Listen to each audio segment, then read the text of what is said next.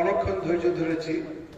আসলে যদি কাউ বলে দেওয়া হয় যে আপনি রাত 2টোর সময় বলবেন, তাহলে তার মানসিক প্রস্তুতি থাকে আমি 2টোই বলবো, কিন্তু অপেক্ষা করা খুব কঠিন জিনিস। আমার আপনার প্রথম কথা বলি, আপনাদের গ্রাম খুব ভালো লেগেছে, খুব সুন্দর। কাল সকালে হয়তো আর একটু দেখে নেব শামসেরগঞ্জ যাওয়ার আগে। কিন্তু এই গ্রামে ঢুকে আমার একটা জিনিস খুব খারাপ লেগেছে। মানে ওদিকটাও ভারতবর্ষ, খালের ওপারটা, খাল নদী যাই বলেন, এই পারটাও ভারতবর্ষ, কিন্তু যেন মনে হচ্ছে আমি কোন অন্য দেশে প্রবেশ করছি। আধার কার্ড চাইতেই পারে সরকার আমার কাছে, ট্রামে বাসে আধার কার্ড চাইতেই পারে যে আপনি ভারতীয় কিনা, আপনার পরিচয়পত্র কি দেখতেই পারে, পকেটে সবসময় থাকে। কিন্তু এইভাবে যে লোককে, এই গ্রামের লোক আমাকে ট্রেনে আধার কার্ড চাইতে পারে, প্লেনে চাইতে পারে, সব জায়গায় চাইতে পারে, কিন্তু এই গ্রামের লোক এই গ্রামে ঢুকবে, তার জন্য দিনে 10 বার গেলে 10 বার আধার কার্ড চাওয়া আমার একটা চরম অপমানকর মনে হয়েছে।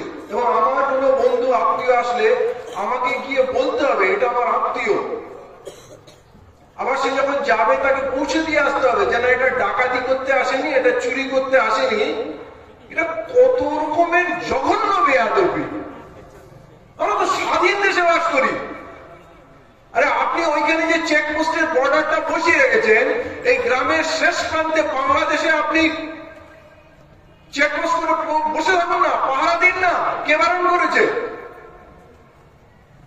এগুলো হচ্ছে পরিকল্পিত শয়তানি।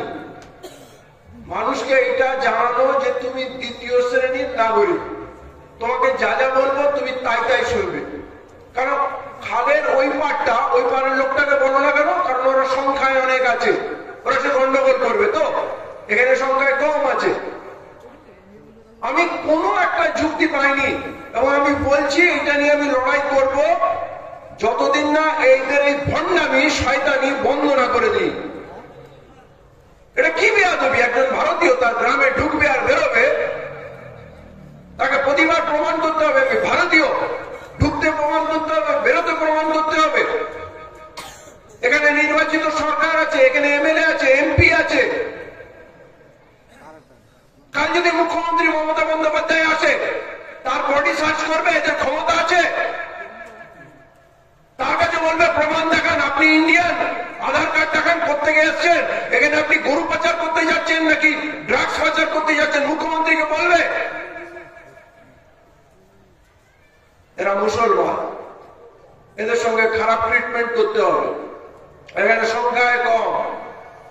আমি এই বিষয়টা নিয়ে রাষ্ট্রপতি থেকে আরম্ভ করে মুখ্যমন্ত্রী আরম্ভ করে প্রত্যেকের কাছে লিখব এবং এইটা নিয়ে রীতিমতো আমার একটা নতুন লড়াই হবে। সম্মানের সঙ্গে কেন আমি আমার মাটিতে থাকবো না? আমি অন্যায় করলে শাস্তি দাও, সেটা তো পুরো ভারতবর্ষের যে কোনো জায়গার জন্য প্রযোজ্য। তো ভাই, মাথা উঁচু করে বাঁচার জন্য না মূল্য দিতে হয়, লড়াই করতে হয়। আপনারা আজকে মাদ্রাসা কল্পে এখানে বসেছেন, আপনারা আপনাদের হালাল রিস্ক থেকে দান করছেন, মাদ্রাসার প্রতি আপনাদের অখণ্ড ভালোবাসা। কিন্তু ভাই, মর্যাদা যেমন ফ্রিতে পাওয়া যায় না, অধিকার ফ্রিতে পাওয়া যায় না, জান্নাত ফ্রিতে পাওয়া যায় না, এমনকি মা বাবার দোয়াও হাসিল করতে হয়। তার জন্য কি আছে, আপনাকে প্রতিটা জায়গায় নাম্বার 1 হতে হবে, বেস্ট কোয়ালিটি দিতে হবে। এই বিএসএফ আপনাকে দাঁড়িয়ে স্যালুট করবে।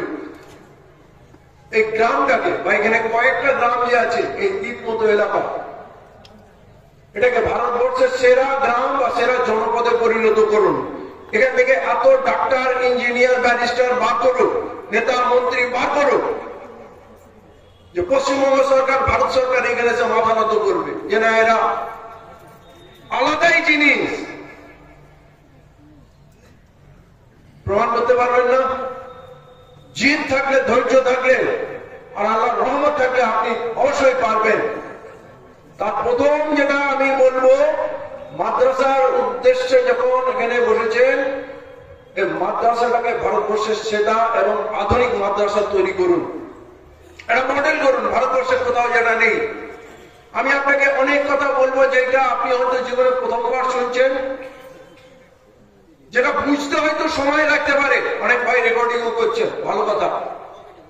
অনেক কথা বুঝতে সময় লাগতে পারে, সময় নিয়ে বুঝবেন, কিন্তু গভীরভাবে তলিয়ে ভাববেন। কারণ আমি যে কথাগুলো বলবো অনেক সময় প্রচলিত কথা না, সহজ কথা নয়। এই মাদ্রাসাটাকে ভারতবর্ষের সেরা মাদ্রাসায় পরিণত করুন। যেমন মাদ্রাসা থেকে ছাত্ররা বেরিয়ে তাজমহল তৈরি করেছে, যেমন মাদ্রাসা থেকে ছাত্ররা বেরিয়ে কুতুব মিনার করেছে, মেডিকেল সায়েন্সের বড় বড় আবিষ্কার মাদ্রাসার ছাত্ররা করেছে। পৃথিবীর প্রথম পাঠশালা, শিক্ষালয় মাদ্রাসা। তখন স্কুল, কলেজ, ইউনিভার্সিটি কিছু হয়নি। আজকে দিনে আমাদের মনে হয় স্কুল, কলেজ, ইউনিভার্সিটি ওটাই মনে হয় আসল পড়াশোনা। আর এইটা তো জিকির ফিকির করার জন্য, এই নামাজ কালাম করার জন্য, ইবাদত করার জন্য মাদ্রাসা না। মাদ্রাসা মানে মাদ্রাসা, মাদ্রাসা শিক্ষা প্রতিষ্ঠান। এখান থেকে বড় আলেম যখন তৈরি হবে, আলেম বেস্ট কোয়ালিটির হবে। আলেম মানে কোরআনের শুরু থেকে শেষ পর্যন্ত শুধু মুখস্থ শোনাবে না, তার ব্যাখ্যা আপনাকে দিয়ে দেবে। এমন আলেম আপনাকে তৈরি করতে হবে। আপনি এখান থেকে আলেম তৈরি করছেন, হাফেজ, মুফতি, কারি তৈরি করছেন, আমি জানি না আর কি কি ডিগ্রি আছে, কিন্তু সেখান থেকে বেরোনোর পর যদি সে মনে করে তাহলে আমি করবো কি, কোন মাদ্রাসায় পড়াবো, কোন মসজিদের মুয়াজ্জিন হবো, কোন মসজিদের ইমাম হবো, সে দিশা খুঁজে পাচ্ছে না। আমরা যখন দোয়া করি, কি দোয়া করি? রব্বানা আতাইনা ফিদ দুনিয়া হাসানা ওয়া ফিল আখিরাতি হাসানা ওয়া কিনা আযাবান নার। দুনিয়া আখিরাতের দুটোর কথা আল্লাহর কাছে চাইতো। তো মাদ্রাসা থেকে বেরোবে শুধু আল্লাহওয়ালা ছেলে কেন বেরোবে না? দুনিয়াদার কেন বেরোবে না? দুনিয়া আখিরাত দুটোই চায়। এখান থেকে ডাক্তার, ইঞ্জিনিয়ারও বেরোবে, সায়েন্টিস্টও বেরোবে। যেমন আগে বেরোতো, আগে এক একটা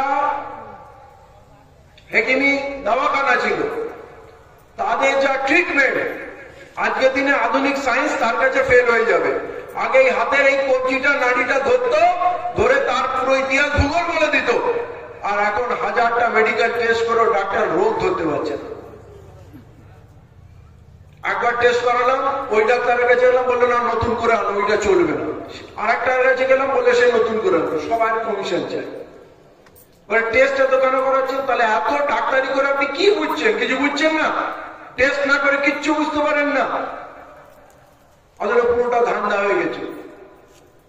আপনাকে মেডিকেল সায়েন্সেরও মানে সুস্থ থাকার জন্য আল্লাহ রসুলের তরিকায় কিছু টিপস আপনাকে দেবো, কিছু আল্লাহ রসুলের মূল্যবান সুন্নতের কথাও বলে দেবো, যেটা দ্বারা আপনারা অজস্র রোগ থেকে মুক্তি পেয়ে যাবেন।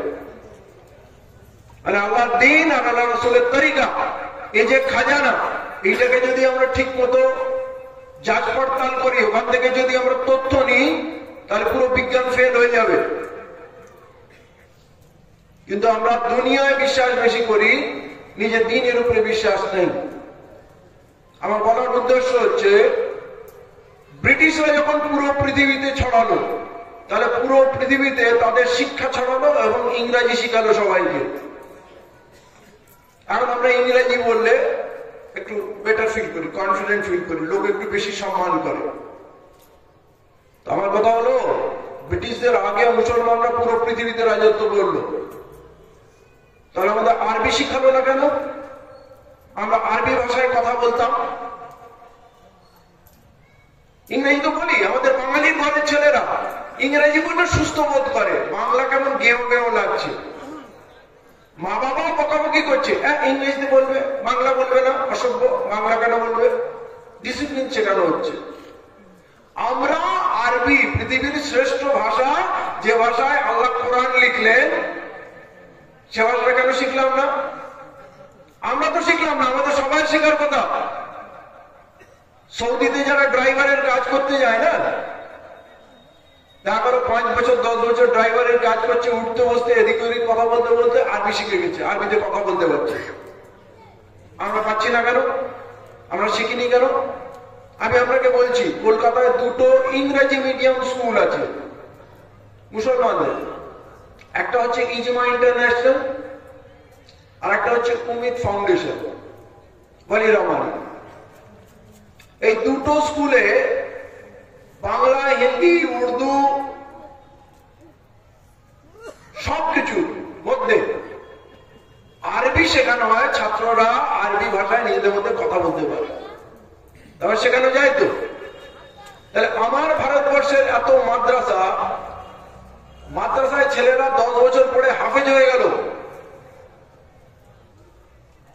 যদি আরবি ভাষাটা জানতো, আরবি ভাষার যদি পণ্ডিত হতো, তাহলে কোরআনকে অনেক বেশি বুঝতো, ভালো বুঝতো। তার চেহারা জ্যোতি পাল্টে যেত, তার মস্তিষ্কের গতি পাল্টে যেত, এত পাওয়ারফুল মানুষ হতো, যার দিমাগে আর যার হৃদয়ে কোরআন রয়েছে, কিন্তু সে কোরআনের স্বাদটা পাচ্ছে না। আমরা ক্যাপসুল খাই না, জ্বর হলে ক্যাপসুল খাই, ঢোক করে গিলে খেয়ে নি, তেতো না মিষ্টি কিছু জানি না, একটা প্লাস্টিকের কোনোকে মুড়ে দিয়ে দিল, খেয়ে নিলাম ওষুধ, স্বাদ পেলাম না। তাই কোরআনটাকে মুখস্থ করে নিলাম, কোরআনের স্বাদ পাচ্ছি না। কোরআন তেলাওয়াত নিশ্চয়ই মূল্যবান, কিন্তু আল্লাহ তাআলা কোরআন এই জন্য পাঠায়নি যে আমরা তেলাওয়াত করে সওয়াব পাবো, ফুক দেবো। তার মধ্যে পুরো পৃথিবীর, দুনিয়া, আখিরাতের রহস্য সেখানে দেওয়া আছে, সেই কোরআনটাকে আমরা বুঝলাম না। প্রতিদিন আমরা অনুরোধ করবো মাদ্রাসা কমিটিকে, দরকার হলে আমি বিশিষ্ট প্রফেসরদের সঙ্গে যোগাযোগ করিয়ে দেবো, যারা আরবি ভাষা শেখায়, তাদের কাছে আধুনিক অ্যাপস আছে, শর্ট অল্প সময় কি করে আরবি শিখতে হয়। অ্যাটলিস্ট মাদ্রাসা থেকে যে বাচ্চাটা বেরোচ্ছে, সে তো আরবি শিখবে। যদি আরবি শিখে যায় না, সৌদিতে আপনার মাইনে ডবল হয়ে যাবে। একটা ড্রাইভার বাংলা জানে, আর একটা ড্রাইভার সৌদি জানে, কার মাইনে বেশি হবে? সৌদিতে। ওমান, কাতার, যেখানে সব আরবি চলে, এখান থেকে প্রচুর ছেলে বিভিন্ন রকম কাজে যায়। তারা যদি আরবি শেখে, তাদের আর সঙ্গে যদি সে ইংরেজি পারে, সবই তো মানুষ শেখে। একটা ভাষা শিখতে 3 মাস লাগে যদি মন দিয়ে শেখা, যদি অল্প বয়সে শেখানো যায় 6 মাস লাগুক, তার কোয়ালিটি অনেক বেশি হবে। একটা লোক দেখবেন হঠাৎ বাংলা বলতে বলতে ইংলিশ বলছে, তারপরে সুন্দর উর্দু বলছে, হিন্দি বলছে, তো আপনার ওটা হয়তো দারুণ ট্যালেন্টেড লোক। সত্যি ভাষা হচ্ছে আপনার হাতিয়ার। যুদ্ধের ময়দানে তরবার যেমন হাতিয়ার, দুনিয়াতে আপনাকে নিজের রাজত্ব কায়েম করতে গেলে, নিজের শিক্ষা চালু করতে গেলে আপনাকে ভাষায় পারদর্শী হতে হবে। তারপরে না সেই ভাষায় আপনি ইতিহাস, ভূগোল, ফিজিক্স, কেমিস্ট্রি, ম্যাথস পড়বেন, কিন্তু মূল তো ভাষা। আমি যদি পুরো ভাষাই না বুঝতে পারি না, লিখতে পারি, তাহলে আমি পড়াশোনা কি করে করব?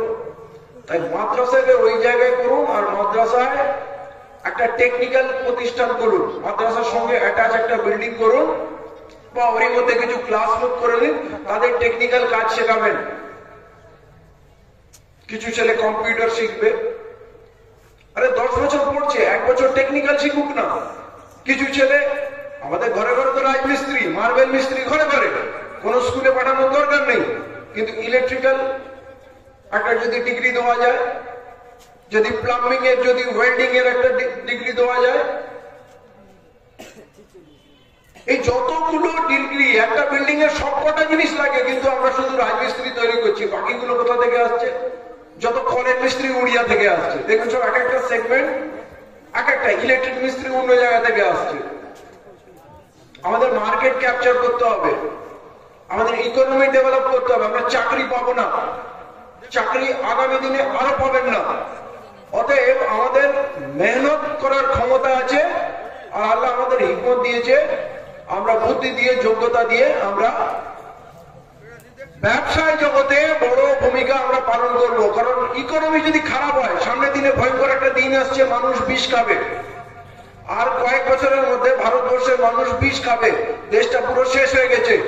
অতএব এর মাঝখানে কম্পিটিশনে বেঁচে থাকতে গেলে আপনাকে নিজেকে অনেক যোগ্য, অনেক স্মার্ট বানাতে হবে। আর কটা কথা বলি, এই গ্রামে প্রচুর চাষবাস হয়, কিন্তু কোনো পতিত জমি রাখবেন না, সমস্ত জমি চষে ফেলবেন, ফসল উৎপাদন করবেন। কখনো কোনো জিনিস ইনস্টলমেন্টে কিনবেন না, মাথার করে বোঝা রাখবেন না। বাড়িতে অবশ্যই ছোট্ট করে সোলার প্ল্যান্ট রাখবেন, যদি এমন খারাপ সময় আসে বিদ্যুতের বিল দিতে পারছেন না, বিদ্যুৎ কেটে গেলে, তাহলে যেন অন্ধকারে না থাকতে হয়। মানে দেশে একটা যুদ্ধকালীন পরিস্থিতি আসতে যাচ্ছে, সেই জায়গায় টিকে থাকা লড়াইয়ের জন্য এই গ্রামে অবশ্য অনেক আগে থেকেই সোলার সিস্টেমের ব্যবহার আছে, এখন আরো আধুনিক হচ্ছে, প্রত্যেকে করুন। যদি সত্যি উন্নত হতে চান তাহলে এই গ্রামে নেশাকে ব্যান করে দিন, একটা সুপারি খাবে না, যেগুলো খারাপ নেশা সেগুলোর কথা বাদ দিলাম, কোনো নেশাই করবো না। শরীর বাঁচবে, পয়সা বাঁচবে, পয়সা খুব বাঁচান, পয়সা খুব জমান। সম্পদ করবেন মানে গাড়ি, টিভি, ফ্রিজ না, জমি কিনবেন। এগুলো বলে রাখছি, খুব খারাপ সময় আসছে, তার জন্য বলছি এগুলো করে রাখুন। মানে এখন ভালো দিন আছে, ভালো দিনে বোঝা যায় না, আমরা প্রচুর পয়সা নষ্ট করি। কখনো মেয়ের বিয়ে ধুমধাম করে দেবেন না, পয়সা অপচয় করবেন না, সমাজে এই নোংরামটাকে বন্ধ করে দেন। বিয়ে একদম সিম্পল করুন, রসুলের তরিকা। আমি বলছি ভয়ঙ্কর দিন আসছে, তার থেকে বাঁচার জন্য টাকা বাঁচ করে নিন।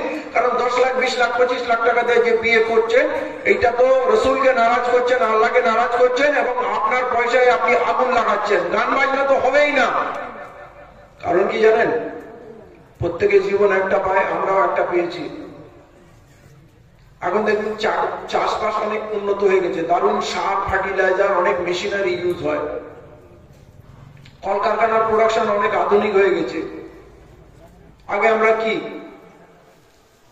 মোবাইল, মুঠোফোন ইউজ করতাম, ওই ছোট ফোন, এখন বড় অ্যান্ড্রয়েড ইউজ করছি, তারও প্রতিদিন মডেল চেঞ্জ হচ্ছে, কম্পিটিশন আরো কত আধুনিক, আরো কত আধুনিক।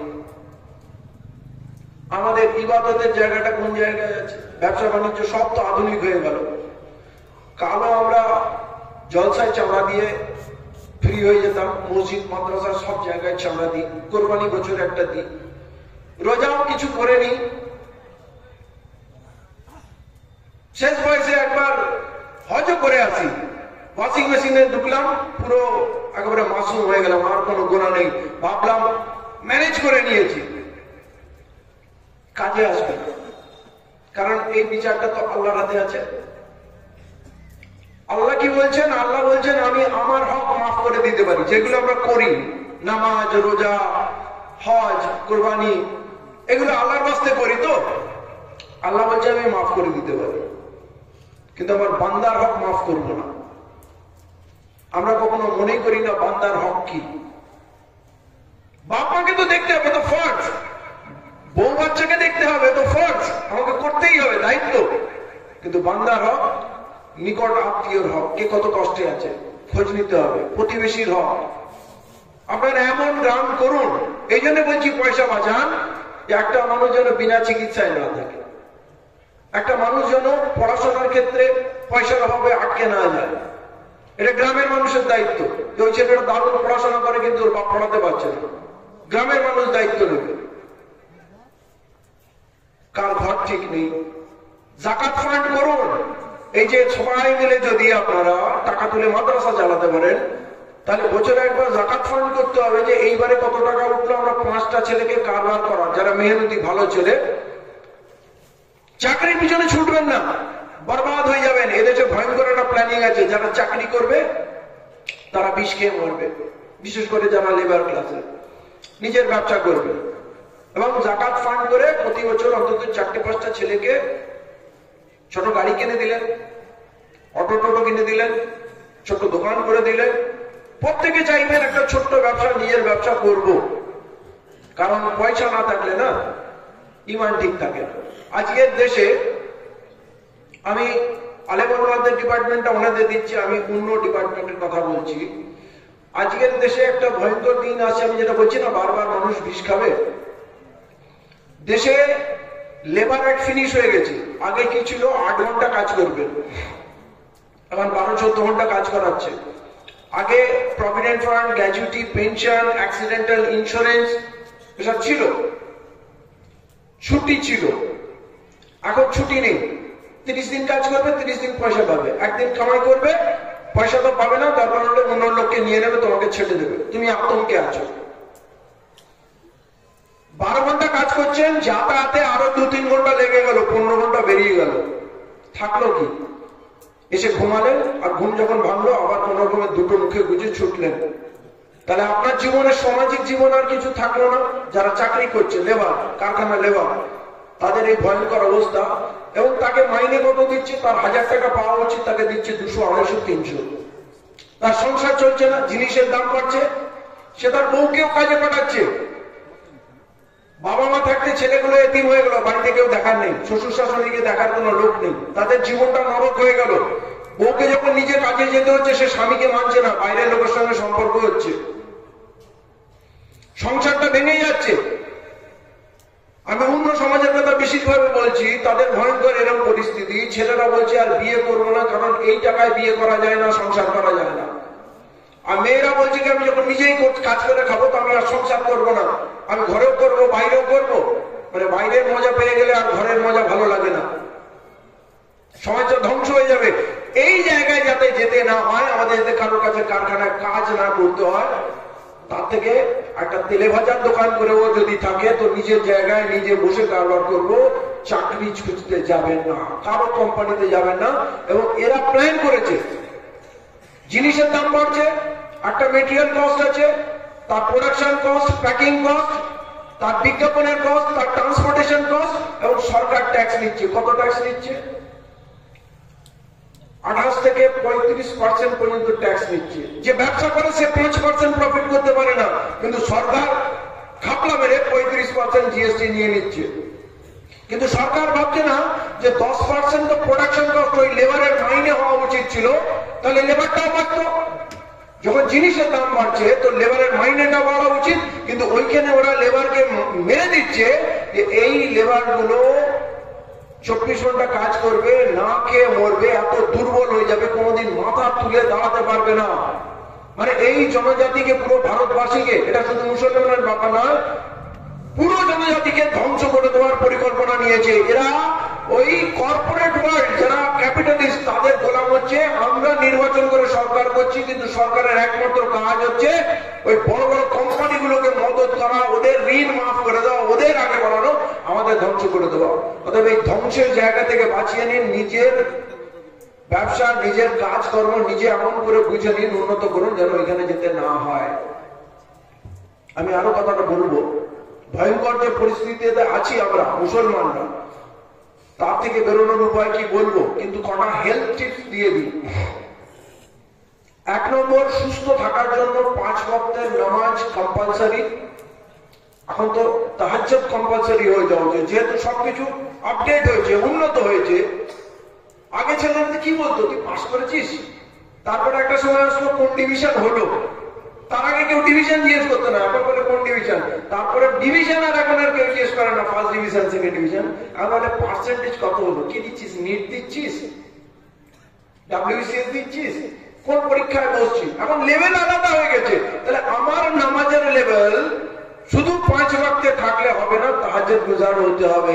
কারণ বিপদ যখন সামনে বড়, আল্লাহকে আরো বেশি করে মজবুত করে ধরতে হবে। আল্লাহ রাসূলের সুন্নাত তরিকাতে কটা কথা বলে দিই স্বাস্থ্য ভালো থাকার জন্য। নামাজকে ভালো করুন এবং রুকু সিজদাকে খুব পারফেক্ট করুন।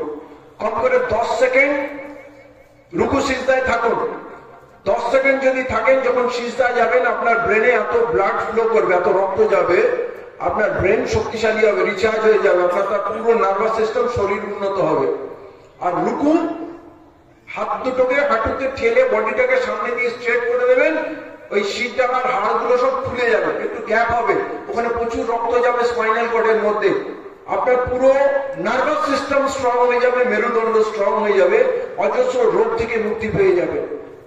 আমি এই বিষয়ে কাজ করি বলেই আপনাদেরকে জানাচ্ছি। আর একটা জিনিস প্রত্যেকের জন্য বলছি, অবশ্যই করুন। হাজার হাজার সমস্যা থেকে মুক্ত পেয়ে যাবেন, নিজেকে আলাদা ভাববেন। এই কাজটা যদি করেন, 15 দিনের মধ্যে আপনার পুরো বডি পুরো চেঞ্জ হয়ে যাবে। আপনার মনে হবে আমি আগের থেকে অনেক উন্নত। আল্লাহ রসুলের আর একটা সুন্নাত, ঈশার আগে খান। মাগরিব বাদ খেয়ে নেন, 7টার সময় খেয়ে নেন। হিন্দুদের ঋষিমুনিরাও আগে সূর্যাস্তের পর খেত না।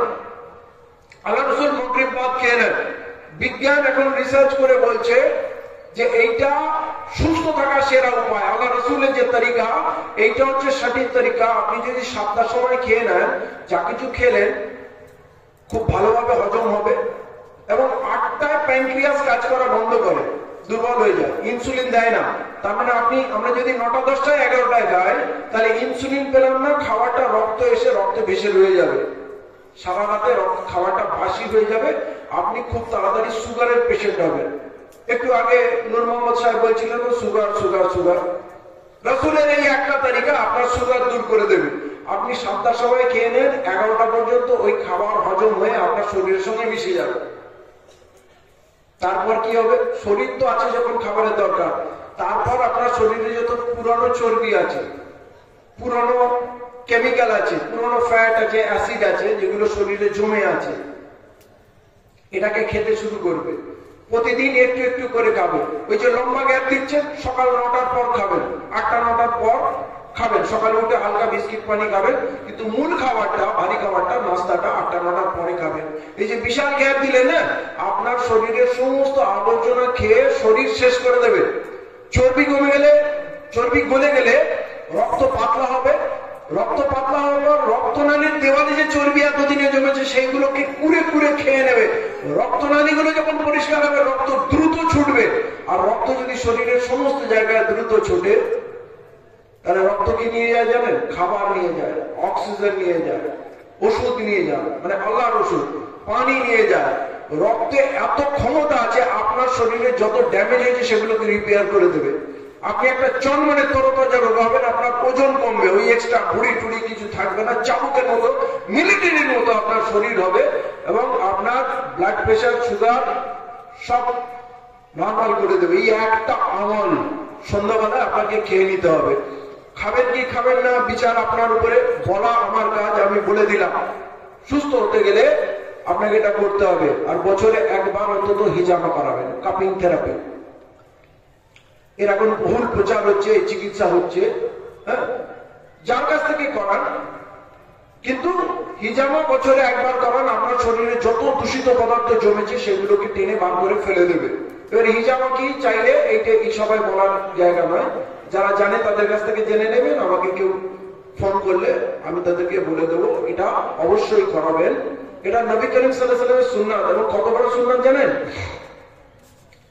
আল্লাহ রাসূল যখন মিরাজে গেছিলেন, আমরা তো জানি আমাদের জন্য তোফা স্বরূপ নামাজ নিয়ে এসেছিলেন, কিন্তু সেই মিরাজেই আসমানের বিভিন্ন লেয়ারে যখন যাচ্ছেন, তখন জিবরাইল আমিন এবং আদার অন্য ফেরেশতারা তারা বারে বারে আল্লাহ রাসূলকে বলেছে, ইয়া রাসূলুল্লাহ, আপনি হিজামা করাবেন এবং নিজের সাথীদের করতে বলবেন।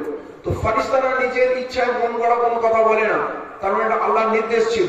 তাহলে এটা কত মূল্যবান একটা চিকিৎসা হিজামা, যেটাকে এখন আধুনিক কাপিং থেরাপিও বলে, কত মূল্যবান হলে যেই সফরে আল্লাহ স্বয়ং নবীকে ডেকে তাকে নামাজ হ্যান্ড ওভার করলেন। বাকি তো জিবরাইল আমিন আসতেন এবং সব ওহীগুলো দিতেন, নির্দেশ দিতেন, কিন্তু এটা স্বয়ং আল্লাহ ডেকে দিলেন এবং সেই একই সফরে নামাজের সঙ্গে হিজামা দিলেন। তাহলে হিজামার লেভেল কত কত হাই, কত মূল্যবান। এবং আপনারা সবাই বহু কোটি রোগ থেকে মুক্তি পেয়ে যাবেন।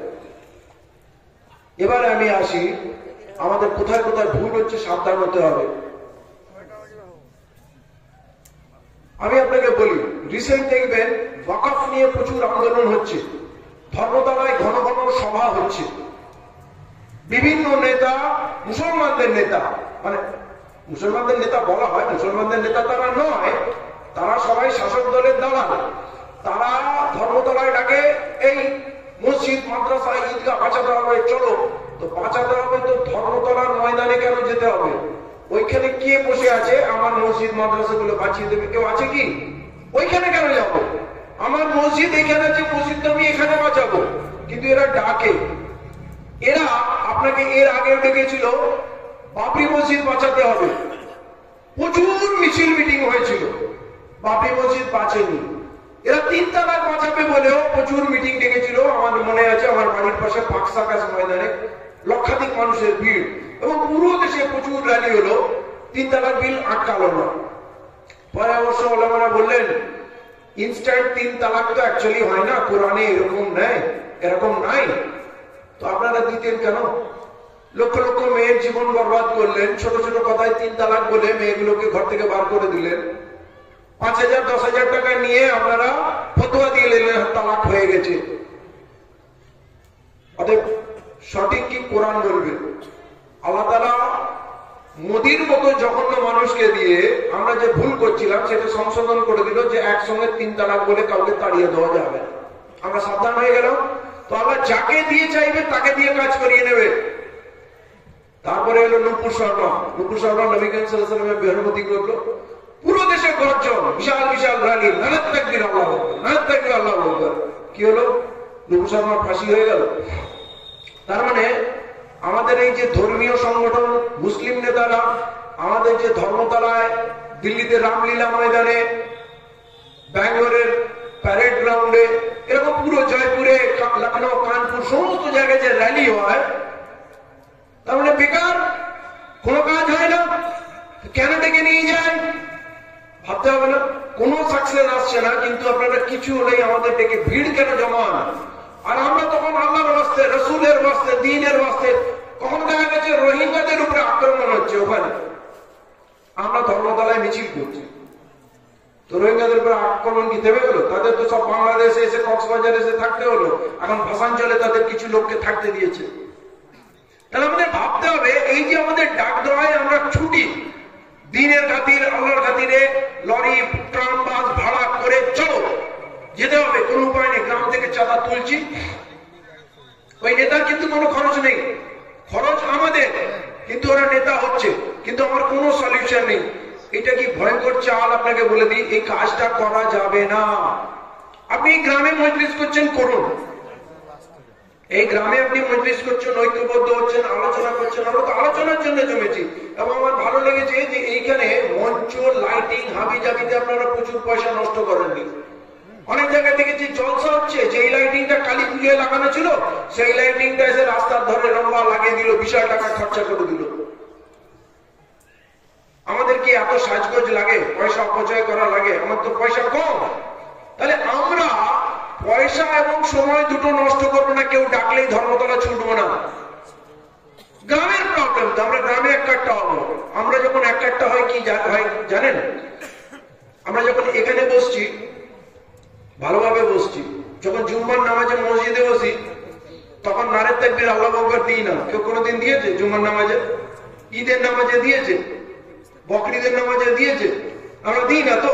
কিন্তু যখনই রাস্তায় নামি দেখেছি সব মুসলমানরা নারে তাকবীর, আল্লাহু আকবার দেয়, আর এই হাজার হাজার লরি করে, টেম্পু করে ছুটতে থাকে। আর রাস্তায় যারা টেম্পুতে যাচ্ছে, দেখা যাচ্ছে এলাকায় সে হয়তো খারাপ কাজ করে। মুসলমানদের ডাক হয়েছে, একটা টুপি করতে জোগাড় করে পাঞ্জাবি পরে উঠে পড়লো, তার ওযু নেই, নামাজ নেই, সেও লরিতে উঠে নারে তাকবীর, আল্লাহু আকবার করতে করতে পশ্চিমবাংলার বিভিন্ন প্রান্ত থেকে লরি ছুটছে। কি বলেছে এদের নারে তাকবীর, আল্লাহু আকবার করতে?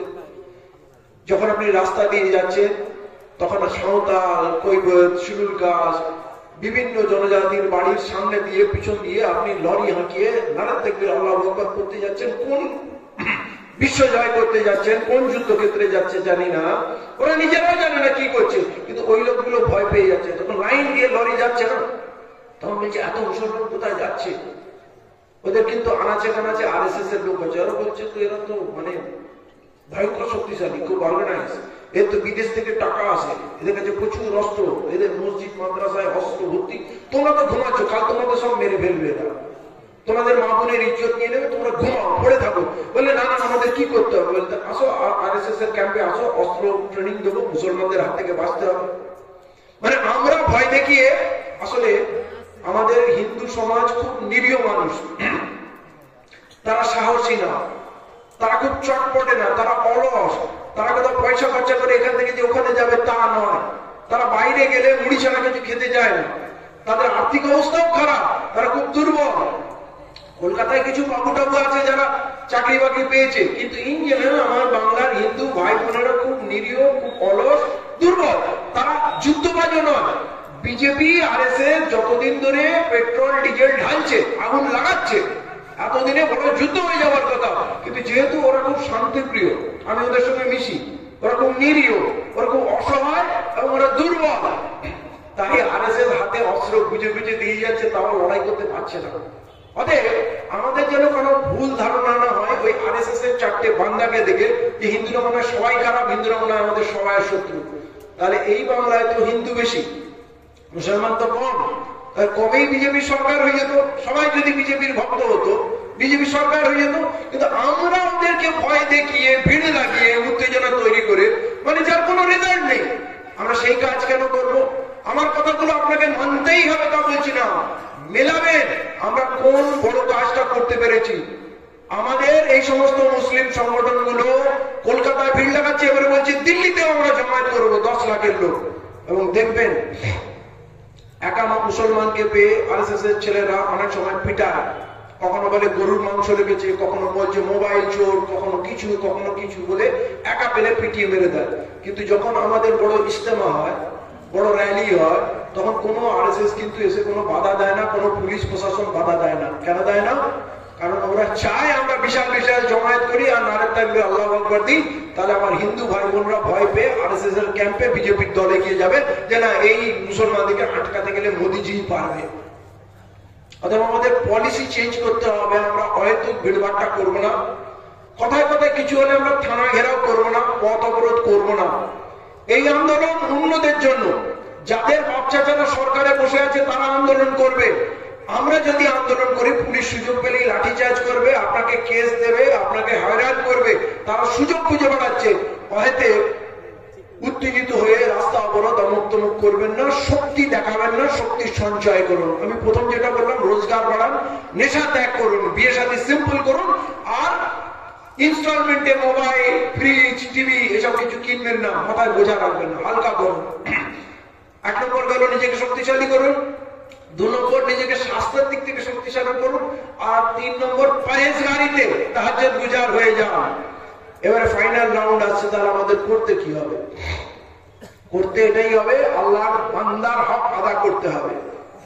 আপনার গ্রামে আপনারা তো সংগঠিত, এখানে অন্যান্য জায়গা তুলনায় সংগঠিত, আপনারা মসজিদ মাদ্রাসা সব চালাচ্ছেন, আপনাদের বাইতুল মাল থাকতে হবে। একটা মানুষ যেন ক্ষুধার্ত না থাকে, কারো যেন পড়াশোনা না আটকায়, কারো যেন চিকিৎসা না আটকায়। এইটা যখন দেখবেন তখন আপনার ভিতরে একটা সন্তুষ্টি আসবে।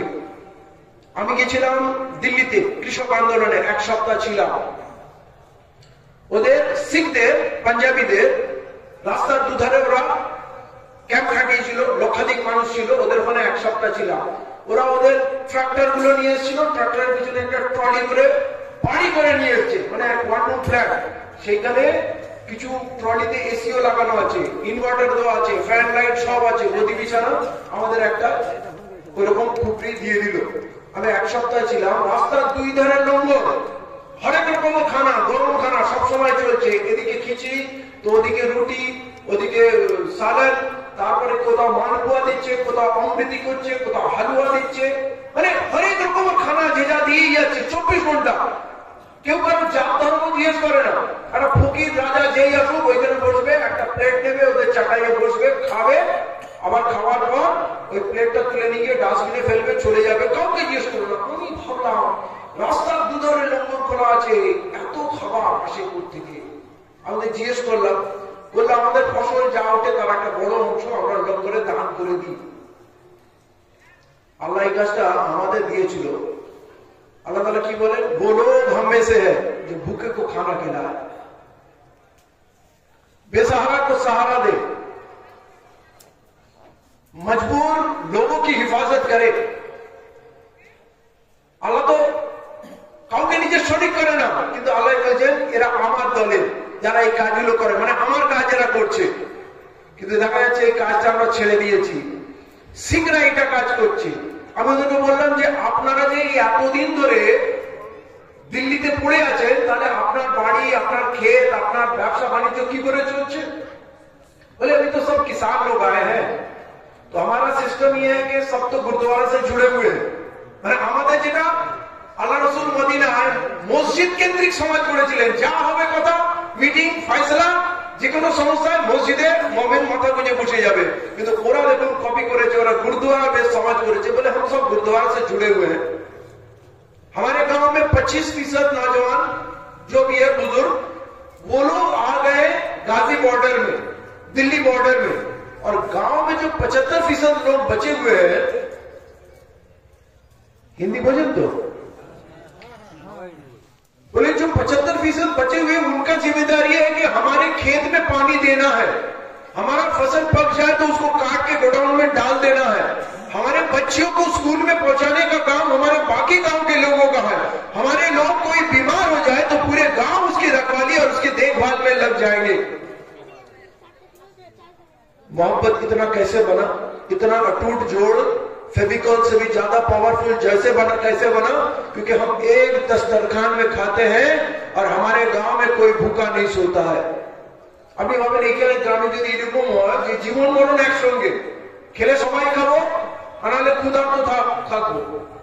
সাহাবীদের যে জীবনে ছিল, আমার আগে আমার ভাই খাবে, আমার আগে আমার ভাই বাঁচবে, আর যদি শাহাদাতের মৌকা আসে আমি আগে যাব, সে মিজাজ কোথায়?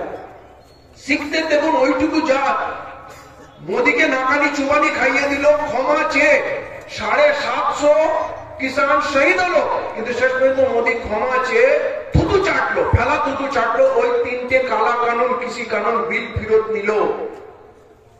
ওদের ইউনিটি, ওরা 2% নয়, ভারতবর্ষের জনসংখ্যা 2% নয়, আমাদের সংখ্যা কত? সরকার বলে 14%। আরএসএস কি বলছে? আমার সঙ্গে মাঝে মাঝে ডিবেট হয়, তখন ওরা বলছে 50 কোটি সন্ত্রাসবাদী এই ভারতবর্ষ থেকে মুছে দিতে হবে। সন্ত্রাসবাদী বলছে ঠিক আছে, তোর মনের শান্তি, 50 কোটি শুনে তো আমার মনের শান্তি, তাহলে ভারতে আমরা 50 কোটি। হ্যাঁ, তাহলে আমরা যদি 50 কোটি হয়, সঙ্গে যদি আদিবাসী গুলো যোগ হয়, সঙ্গে যদি সাঁওতাল গুলো যোগ হয়, যদি শিখ গুলো যোগ হয়, গুর্খা গুলো যোগ হয়, ভাই আমরা তো 90% হয়ে গেলাম, তোমাদের কি হবে? আমি আজও বলছি ভারতবর্ষের সব থেকে শক্তিশালী জাতি হচ্ছে মুসলিম জাতি। আমাদের জন্য সংখ্যা মানে রাখে না।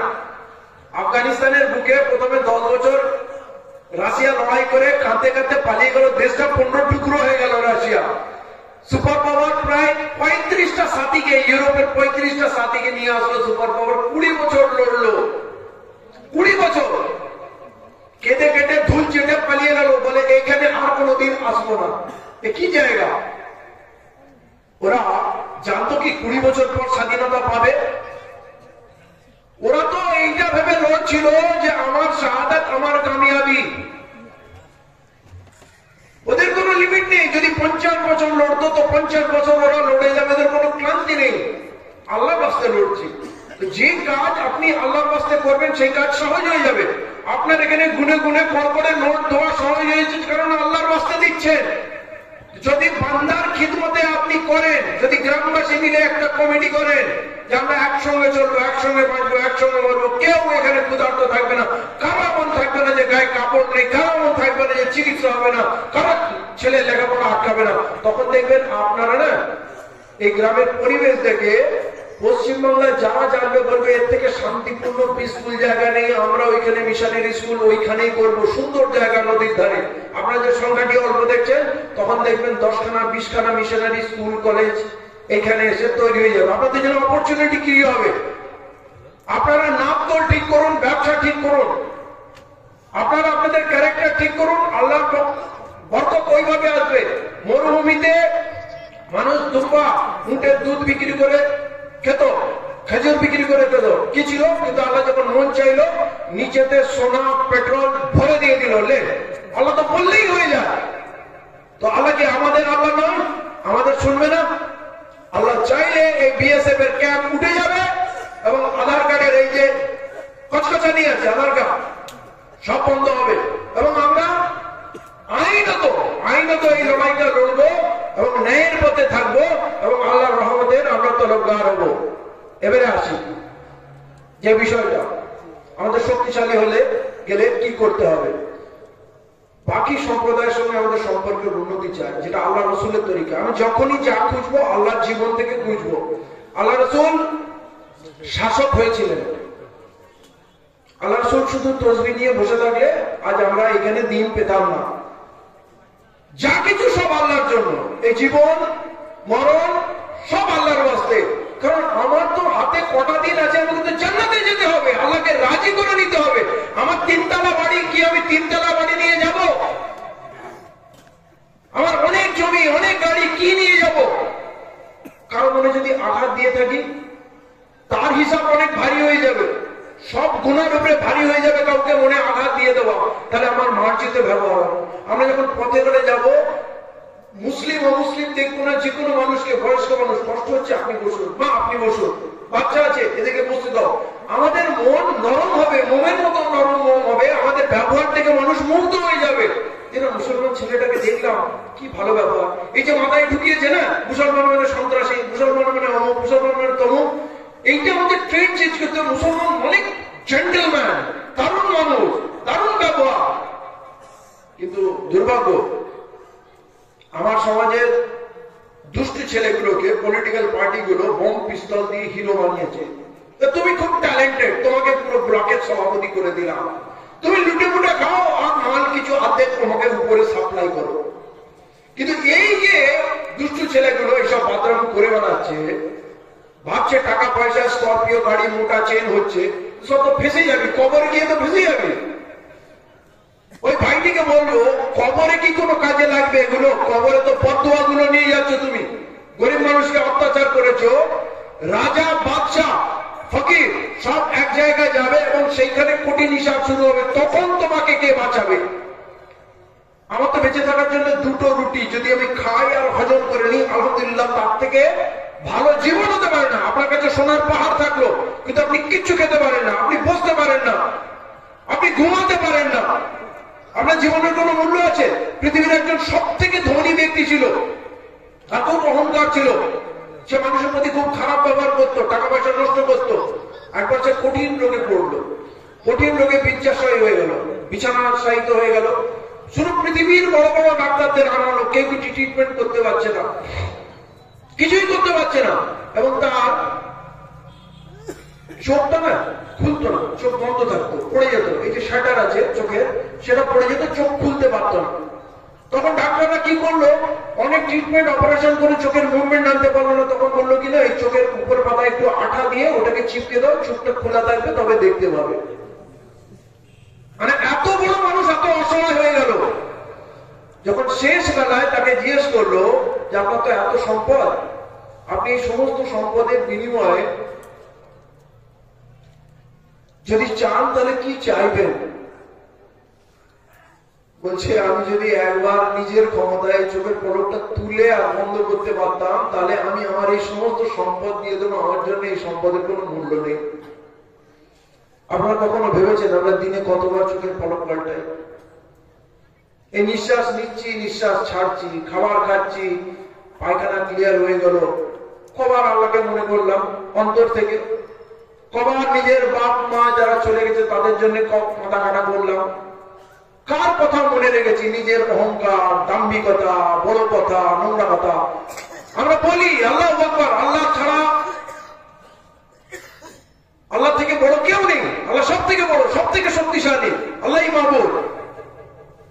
কিন্তু ভয় পায় পার্টিকে, ভয় পায় পুলিশকে, বিএসএফ কে, গুন্ডাকে, সারা দুনিয়াকে ভয় পায়। আল্লাহর ভয় থাকলো কোথায়? যদি আল্লাহর ভয় থাকে তাহলে আর কারোর ভয় আসবে না। আমাদের একটা উন্নত জাতি তৈরি হতে হবে। এবং আর একটা কথা বলবো, ন্যায়ের উপরে সবকিছু করবেন। আপনারা পলিটিক্স করার দরকার নেই, কারণ পলিটিক্স করার মতো উপযুক্ত আমরা হইনি। কিন্তু ন্যায়ের উপরে সিদ্ধান্ত নেবেন। আপনাদের যখন এই পুরো জাতিরা, এই পুরো দিকটায় যখন আপনারা মহব্বত কায়েম করবেন, ভালোবাসা, একে অপরের প্রতি অটুট ভালোবাসা, তখন কি হবে জানেন? আপনার থানায় কোনো কেস দিলে পুরো লোক দাঁড়িয়ে যাবে, যত টাকা লাগবে আমরা দেবো, উকিল দাঁড় করা চিন্তার কোনো ব্যাপার নেই। আপনার ভয় নেই। এটাই তো ভয় না, আমাকে হ্যারাস করবে। একজনের শরীর খারাপ হলে যত টাকা লাগবে আমরা গ্রামবাসী দেবো, ট্রিটমেন্ট পুরো হওয়া যায়। নিজের যখন এরকম হবে, সবাই তো শরীর খারাপ হয় না, কিন্তু সবাই সুরক্ষিত বোধ করবে, গ্রামবাসী একসঙ্গে আছে। এরকম যখন ইলেকশন আসবে, কোন পার্টি করবেন না, কোন পার্টির দালাল হবেন না, কোন পার্টির ভক্ত হবেন না। এই ভক্তি বড় খারাপ জিনিস, ভক্তি বুদ্ধি লোক পায়। তখন আমার পার্টি ভুল করুক ঠিক করুক, আমি বলবো আমার পার্টির কথাই বলবো। তাহলে ইউনিটি হবে কি করে? যখন ন্যায়ের উপরে সিদ্ধান্ত হবে, পলিটিক্স করার দরকার নেই, কিন্তু ইলেকশনের আগে যখন এই মাটিতে আছি, ভোট যখন দিতেই হবে, সিদ্ধান্ত হবে সবাই মিলে সব থেকে সেরা ক্যান্ডিডেট কে, দল না। এই দল দল করে আমাদের মাথা খারাপ হয়েছে, বিজেপিকে আটকাতে হবে, ওকে আটকাতে হবে, তাকে আটকাতে হবে, এবং সেই আটকানোর নামে চোর ডাকাত ছাচোর যে যা দিল, আমরা তখন পলিটিশিয়ান হয়ে যাই, বড় বড় বিজ্ঞানী হয়ে যায়। চোর ছাচোর ইতরকে আমরা ভোট দিতে বাধ্য হই এই পলিটিক্যাল বুদ্ধি লাগানোর জন্য।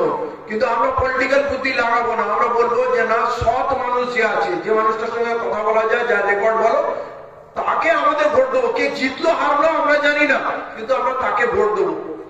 এইটা যখন চতুর্দিকে ছড়াবে, আমি তো পুরো পশ্চিমবাংলায় কাজ করছি, শুধু এইটা করলে না, ক্রিমিনাল গুলো আর জিততে পারবে না।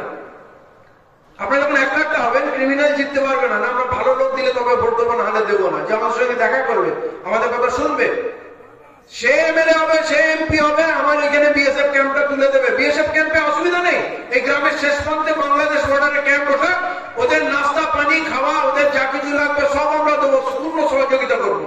সরকারের তো দায়িত্ব আছে, কিন্তু আমাদের সহযোগিতা থাকবে, ওটা আমাদের সুরক্ষার জন্য। কিন্তু আমরা খালি বলবো ওই দিকটা না বসে পিছন দিকটা বাংলাদেশ বর্ডারে এসে বসো, আমরা ভারতীয়, ভারতের মাটিতে আছে, আমাদের সঙ্গে তোমার পাহারাদারি কি দরকার? কি এত চেকিং করো? আমরা কি বম পিস্তল নিয়ে যাচ্ছি নাকি আমরা ভারত নিয়ে যাচ্ছি? কি নিয়ে যাচ্ছি? সন্দেহ কেন করো? আমি তো ভারতীয়, আমাকে কেন সন্দেহ করবে? আমাকে বাংলাদেশি ভেবো না, আমাকে পাকিস্তানি ভেবো না, আমাকে আফগানিস্তানি ভেবো না। তুমি আমাকে বিশ্বাস করো, মুসলমান কোনোদিন গাদ্দারি করে না। গান্ধীজিকে মুসলমান মারেনি, ইন্দিরা গান্ধীকে মুসলমান মারেনি, রাজীব গান্ধীকে মুসলমান মারেনি। মুসলমানদের বফাদারি, মুসলমানদের সততা, দেশপ্রেম, এর কোন তুলনা নেই। ভারতবর্ষকে যা দিয়েছে কেউ পারবে না। আগামী দিনে দরকার হলে আবার আমরা দেব। এবং আজও ভারতবর্ষ যে টিকে আছে না, তার বুনিয়াদ হচ্ছে মুসলমান। ওই যে বললো 50 কোটি, 40-50 কোটি যাই হবে, এই মেহনত কা শ্লোক, এদের কারণেই ভারতবর্ষ টিকে আছে। যারা সরকারের কিছু নেয় না, শুধু ট্যাক্স দেয় আর কাজ করে, ট্যাক্স দেয় আর কাজ করে, আমাদের থেকে বেশি স্যাক্রিফাইস কারণেই। কিন্তু এবারে না, আমাদের একটু গন্ডি বাড়াতে হবে। আমার এটা প্রস্তাব, আমি দলিত আদিবাসীদের মাঝখানে কাজ করি এবং তাদের সমস্যা আমি বুঝি। আমি তাদেরকে বলেছি, ভাই তোমরা শেষ হয়ে যাবে, আমরা শেষ হব না। তোমাদের অবস্থা খুব খারাপ, তোমাদের কোনো সামাজিক কোনো বন্ধন নেই, কোনো সিস্টেম নেই। আমাদের তো সিস্টেম আছে। আমরা যতই খারাপ লোক হই, আমি যদি ক্রিমিনাল হই, আমার মাকে কিন্তু বৃদ্ধাশ্রমে পাঠাবো না। আমি যদি ফকির হই, ভিক্ষা করে আমার মাকে খাবো, কিন্তু আমি বৃদ্ধাশ্রমে মাকে পাঠাবো না। আমাদের কিছু ট্র্যাডিশন আছে, কিছু কালচার আছে, কিছু আল্লাহর হুকুম আছে। হ্যাঁ, আমরা শুয়োরের মাংস খাই না, কিন্তু মদটা প্রচুর পেট ভরে খাই। এইটা একটা মদ, দুটোই কাবিরা গুনাহ এবং দুটোই হারাম। আমাদের ওই লেভেলটা অ্যাচিভ করতে আমাদের গ্রামে কোনো নেশা থাকবে না। তো আমি ওদের সঙ্গে যখন কথা বলেছি, তোমাদের সমাজের যে এই অবস্থা, বাঁচতে গেলে মুসলমানদের সাথে নিতে হবে। ওরা বলছে হ্যাঁ, মুসলমানদের সাথে নিতে হবে। আমি একটা সিদ্ধান্ত নিয়েছি, যেটা আমি বলছি, যারা আমার ডাকে সাড়া দেবেন ভালো কথা, না দিলেও আলহামদুলিল্লাহ। আমরা বছরে একদিন আদিবাসীদের বস্তিতে যাব, বছরে একদিন। আদিবাসীরা খুব দুর্ধর্ষ, সাহসী এবং সব জাতি, তাদের সঙ্গে আমাদের বন্ধুত্ব করা সহজ। আমি তাদের সঙ্গে কথা বলেছি। তাদের বছরে একটা উৎসব হয়, অসুর স্মরণ সভা। অসুর হচ্ছে তাদের রাজা। দুর্গোৎসবে দেখেছেন না, মহিষাসুর বধ হয়, অশুভ শক্তির নাচ। ওটা কোনো অশুভ শক্তি নয়, অসুরদের রাজাকে দুর্গা বধ করেছিল ছলে বলে কৌশলে, আর তার প্রচার করছে নাকি অশুভ শক্তির বিনাশ হয়েছে। এখন আদিবাসীরা জানতে পেরেছে যে এইটা কোনো অশুভ শক্তি নেই, এটা আমাদের রাজা। তাই পশ্চিমবঙ্গে প্রায় 3500 অসুর স্মরণ সভা হয়, তার রাজার স্মরণে তারা উৎসব করে। আমি ওদের কিছু কিছু উৎসবে গেছি। এইবারে আমি ঠিক করেছি, এই সামনে বারে পুজো, অক্টোবরে আবার পুজো আসবে, দশমের দিনে আমরা মুসলিম এলাকা থেকে চাল ডাল চিনি ময়দা যা পারবো কাপড় গামছা মিষ্টি ফুল নিয়ে উপহার নিয়ে যাব ওদের বস্তিতে, ওগুলো ওদের বস্তিতে আমরা বিতরণ করবো। না তোমাদের উৎসবে আমরা তোফা নিয়ে এসেছি। আল্লাহ রাসূল কি বলেন, কারোর সঙ্গে দোস্তি করলে তোফা নিয়ে যাও, তাই তো? এবার আমরা স্টাইল চেঞ্জ করবো। আমরা ওই মাথায় রাখবো না আমরা 30%, আমরা 90% হিসাবটা জুড়ে দেখাবো। আমরা শিখদের বাড়িতে যাব, কিন্তু প্রথমে আমরা যাব আদিবাসীদের সঙ্গে। আদিবাসীদের সঙ্গে আমার কথাবার্তা হয়, বন্ধুত্ব হয়। এরা ভালো মানুষ এবং ওরা মুসলমানদেরও বিশ্বাস করে যে মুসলমানদের এই দেশে অনেক ত্যাগ আছে, মুসলমানরা খুব সাহসী যোদ্ধা। হ্যাঁ, ওরা মুসলমানদের রেসপেক্ট করে। আমরা যদি পুরো গ্রাম থেকে চাল ডাল তেল নুন কালেকশন করে কিছু গামছা কিছু শাড়ি নিয়ে যদি মিষ্টি নিয়ে উপহার হিসেবে যাই, তাহলে পুরো ভারতবর্ষে পুরো পশ্চিমবঙ্গের প্রতিটা আদিবাসী বস্তিতে চর্চা হয়ে যাবে। আরে মুসলমানরা এসেছিল, আমাদের ইতিহাসে কোনোদিন হয়নি, মুসলমানরা এসেছিল আমাদের বাড়িতে, আরে ওরা আমাদের বন্ধু, আমাদের ভালো চায়, আমাদের জন্য খাবার নিয়ে এসছে, আমাদের বস্তিগুলোতে খাবার বিতরণ করেছে দিয়েছে। তখন কিন্তু ডায়লগ দিয়ে মহব্বত হয় না, খালি ভাষা দিয়ে মহব্বত হবে কি? তোফা লেনদেন। আমাদের আল্লাহ রাসূল কেন বলছে এক থালিতে খাও? এখন আমরা খাই না, ওই এক দস্তরখানে অন্তত শিখরা বসছে, ওরা মহব্বত কায়েম করেছে, আমাদের মহব্বত কায়েম করতে হবে। এই চিন্তাগুলো, আমরা রাস্তায় যাবো না, হইহট্টল করবো না, শক্তি দেখাবো না, ভিতর থেকে শক্তিশালী হবো, মজবুত হবো। কাল থানায় আপনার যদি কেউ ডেকে দেয় একজনকে, থানায় কথা বলার লোক থাকে না। আমি একটা কাজ করি, আপনাদের কোনো সমস্যা হলে আমি একটা টিম ডেভেলপ করছি। আপনার থানার কোনো প্রবলেম হলে লোক ঘাবড়ে যায়, কি করবে, থানায় কি কমপ্লেন আছে না আছে, ম্যাটার কাগজপত্র যা পেলেন আমাকে হোয়াটসঅ্যাপ করে দেবেন। আমি আমার উকিলকে দিয়ে যাচাই করে দেবো কি ম্যাটার কি ম্যাটার। দরকার হলে ওই থানাকে ডিএম কে এসপি কে আমার টিম মেল করবে, দরকার হলে থানায় ফোন করবে, ওরা বুঝে যাবে এদের পিছনে একটা ডেডিকেটেড টিম আছে যারা আইন বোঝে। এই গ্রামের লোককে যেমন একটু কিছুতে ভিতরে করে দেবো, এই করে দেবো, ওই করে দেবো, ফেসবুকে 4 লাইন লিখছে, বলছে তোকে কেস দিয়ে দেবো, ভিতরে করে দেবো, মুছে দেবো। আরে আমার তো কথা বলার অধিকার আছে, সাংবিধানিক অধিকার আছে, আমি কেন কথা বলবো না? কিন্তু এটা সম্ভব। আমরা অপরাধও করবো না, আইনও বুঝবো, দরকার হলে ওসি কে কেস দিয়ে দেবো। কি ওসি কে কেস দেওয়া যায় তো? এসপি কে কেস দেওয়া যায় তো? মুখ্যমন্ত্রীকে কেস দেওয়া যায়। মুখ্যমন্ত্রীকে কেস হয় না, কতবার আদালতে মুখ্যমন্ত্রীকে ডাকে। এবারে আমরা পাল্টা কেস দেবো, কেস খাবো না, আমরা রাস্তায় নামবো না, হইহট্টগোল করবো না, থানা ঘেরাও করবো না, পুলিশকে সুযোগ দেবো না। কিন্তু পুলিশ যখন দেখবে চতুর্দিক থেকে আমার নামে কমপ্লেন আসছে, আমি অনেক ওসি না 12টা বাজিয়ে দিচ্ছে এই করে, আমার বাড়ি সাঁকরাইলে, থানা গেলে খুব খারাপ ব্যবহার করতো আমার ছেলে পুলেদের। কোন কমপ্লেন নিয়ে গেল, কেউ আহত হয়েছে, মার খেয়েছে, তাকে বসিয়ে গায়ে বসে বড়বাবু আসে না, ফোন করে যে মেরেছে তাকে বলছে এই তোমার নামে কমপ্লেন করতে এসছে, তুমি কি আসবে? বলে আমি আসছি। চলে আসলো, এসে দেখা গেল তার কমপ্লেনটা আগে নিয়ে নিল, যে মার খেয়েছে তাকে বলছে ও নাকি মেরেছে, কেস দিয়ে দিল। এ তো খুব খারাপ জিনিস। আল্লাহ ওসিকে এবার একটু টাইট দিতে হবে। আল্লাহ এলাকায় যত চুল্লুর ঠিক, গাঁজার ঠিক আছে, মদের ঠিক আছে, ইলিগাল খাটাল আছে, যত খারাপ কাজ হয়, পুলিশ কোথায় তোলাবাজি করছে, পুলিশ কোথায় হেলমেট কেস করছে, গাড়ি থামিয়ে থামিয়ে যত করছে, সব ভিডিও কালেক্ট করো, সব এভিডেন্স চাই। আর রোজ একটা করে মেল করছে, মেল কাকে করছে? ওসিকে করছি না, অ্যাসিস্ট্যান্ট কমিশনারকে, এসপি কে করছি, ডিএম কে করছি, মুখ্যমন্ত্রীকে করছি, রাজ্যপালকে করছি, আবগারি দপ্তরে করছি, হিউম্যান রাইট কমিশনে করছি। 20-25টা দপ্তরে মেল করে দিলাম, 20-25টা দপ্তর থেকে মেল ওসিকে বলছি যে রিপোর্ট দাও কি হয়েছে। ওসি তো পাগলা, একটা রিপোর্ট দেবে কি পরের দিন আরেকটা মেল চলে গেল, তারপরের দিন আরেকটা। যখন 20-25টা মেল দিলাম তখন ওসি পাগলা হয়ে গিয়ে অ্যাসিস্ট্যান্ট কমিশনারকে ধরলো যে আমাকে বাঁচা। অ্যাসিস্ট্যান্ট কমিশনার আমাদের ডেকে বললো যে কি সমস্যা? আমার সমস্যা হচ্ছে আমরা গেলে থানায় পাত্তা দেয় না, তাই আমরা ওকে একটু ব্যস্ত করে দিয়েছি, রিপোর্ট লিখে লিখে পাগলা হয়ে যাচ্ছে। তখন এসি বলছে আমি দায়িত্ব নিয়ে বলছি আপনাদের যা সমস্যা আমি মেটাবো, কিন্তু উপরে মেল করবে না, কারণ উপরের রেকর্ড খারাপ হয়ে যাচ্ছে, ওর ডিমোশন হবে, প্রমোশন কি হয়ে যাবে। ওদের বুদ্ধি লাগিয়ে টেকনিক লাগিয়ে আইনকে ব্যবহার করতে হবে, কাকে কোথায় সাহায্য করবে। কিন্তু একটাই শর্ত, আমরা নিজেরা কোনো অপরাধ করব না। এর জন্য তো আপনার ইউনিটি দরকার। আমি দরকার হলে আপনার কেসটা হাইকোর্টে দাঁড় করিয়ে দেবো। এই কালো কোর্ট করে আছি বলে আমি কিন্তু অ্যাডভোকেট না, ঠিক আছে, কিন্তু আমি অ্যাডভোকেটের বাপ, এইটা বুঝলাম। কাকে কোথায় টাইট দিতে হবে যেটা উকিল বলতে পারবে না, সেটা আমি বলে দেবো। আল্লাহ সেইটুকু হিকমত দিয়েছি। তো হাইকোর্টে প্রচুর বন্ধু বান্ধব, তাদের অল্প বিস্তর খরচ দিতে হবে। আপনারা টাকা পুঁজি কালেক্ট করে আপনার কাছে রাখবেন, আমাকে কোনোদিন চালানা দিতে হবে না। এরকম আপনার মতো যদি 100টা গ্রাম দাঁড়িয়ে যায়, ঠিক আছে, তখন কি হবে? একটা বড় কেস হলো, আমাদের উকিল ফুকিল দাঁড়ালো, যা কিছু আছে যাতায়াত করবে, দরকার হলে থানা ভিজিট করবে, এসপি ভিজিট করবে। আমরা হয়তো প্রতিটা গ্রামকে বললাম, এই তোমরা 50 টাকা করে হোয়াটসঅ্যাপ করে, পেটিএম করে, যাওয়া করে 50 টাকা দিয়ে দাও, 5000 টাকার খরচা আছে। কারণ খুব গায়ে লাগবে কি? কিন্তু আমাদের বাঁচার তো একটা সিস্টেম ডেভেলপ করতে হবে। আমরা বাঁচবো কি করে? খালি তো আমার নামাজ পড়লে, হজ জাকাত করলে হবে না। আমি বিপদে পড়লে বাঁচার সিস্টেম। কলকাতায় বিপদে গিয়ে পড়লেন, কে আছে? আমি আছি, কলকাতায় আছি। আল্লাহ যতদিন হাতে রেখেছে, আমি টিম ডেভেলপ করছি, থাকবে। কিন্তু এত বড় জাতি, তার আত্মরক্ষার কোন লিগাল বডি নেই। মুসলিম পার্সোনাল ল বোর্ডে আছে, কোন কাজ করে? আমাদের কোন ল ম্যাটার কোন কাজে আছে? লিগাল ম্যাটারে কোন কাজ করেছে? মুসলিম পার্সোনাল ল বোর্ডের মেম্বার কি হচ্ছে? কামরুজ্জামান। ও লর কি বোঝে? তোহা সিদ্দিকী লর কি বোঝে? রইসুদ্দিন সাহেব লর কি বোঝে? আরে মৌলানা আবু তালিব রহমানি লিগাল কি বোঝে? আরে ল বোর্ডে তো ল জানা লোকরা তো মেম্বার হবে। বলে এরা প্রচুর ভিড় জমা করতে পারে, তাই এদেরকে নেওয়া হয়েছে। ও ভিড় জমা করা আপনার কাজ, মোদিজিকে খুশি করা আপনার কাজ। ভিড় যত বাড়াবেন, একটা মনে রাখবেন, আপনারা যত ভিড় একাট্টা করবেন, হিন্দুরা ভয় ততটা আপনার থেকে বেশি একাট্টা করবে, কারণ ওর সংখ্যাটা অনেক বেশি। ইমতিয়াজ জলিল মহারাষ্ট্রে একটা মুম্বাইতে একটা বিশাল মিছিল করলো, পুরো মুম্বাই স্তব্ধ হয়ে গেল, অচল।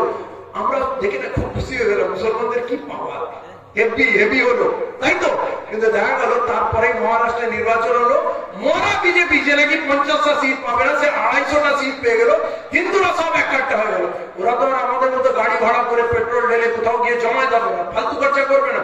ওরা ভোটের বাক্সে দেখিয়ে দিল যে না, মোদিজিকেই চায় এই মুসলমানদেরকে সাহায্য করার জন্য। তার মানে শক্তি দেখালে আমাদের ক্ষতি, শক্তিশালী হলে লাভ। তাই আমার কথাগুলো যা বললাম অনেক বেশি বলে ফেললাম, কিন্তু একটা কথা বলছি, আমি যা বলি সেটা করি। আমি যখন 7টার সময় খেতে বলেছি, 7টার সময় খাই। আমি যতগুলো ইবাদতের কথা বলছি, আল্লাহ যেদিন যেদিন তৌফিক দেয়, 7 দিনে অন্তত 5 দিন আল্লাহ করিয়ে দেয়। আমার ঘরে প্রতিদিন কোরআন তরজমা তেলাওয়াত হয়, পড়া হয়, আমরা সেটা বসে শুনি। আপনার বাড়িতেও যদি কোরআনের অর্থ সহ পড়ার কালচার হয়ে যায়, ছেলেপুলে লেখাপড়া থেকে কালাম পাঠটা নিয়ে তো একটু পড়, জোরে জোরে পড়তো, আমরা শুনবো, মা বোনরা বসে শুনবো। যদি 10 মিনিট 15 মিনিটও শোনেন, তাহলে একটা দিকে দেখবেন যে পুরো কোরআনটাই জানা হয়ে গেছে।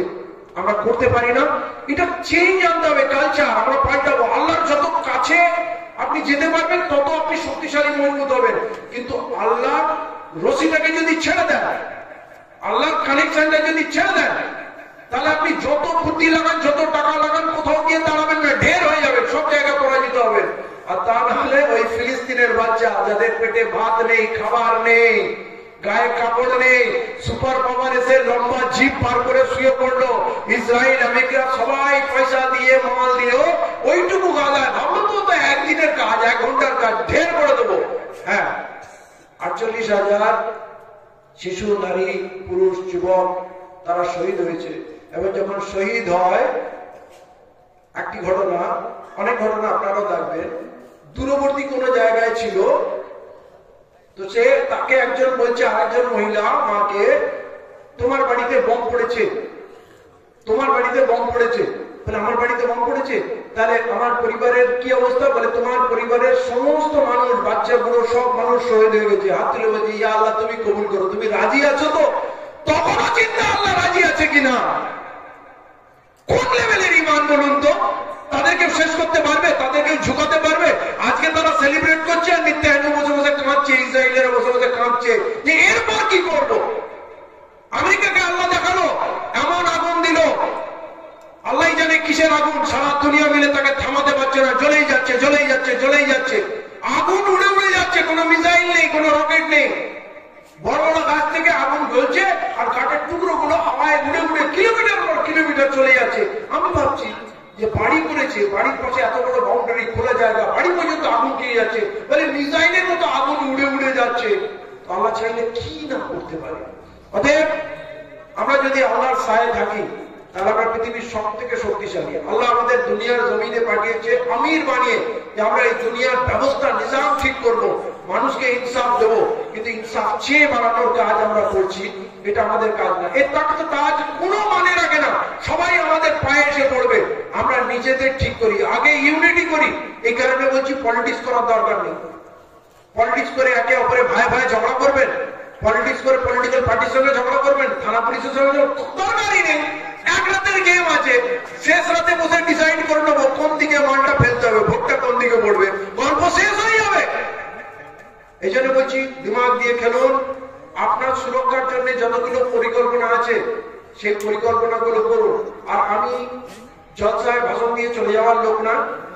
আমি পশ্চিমবাংলা থাকি, কলকাতা থাকি, পুরো পশ্চিমবাংলাটা চষে বেড়াই।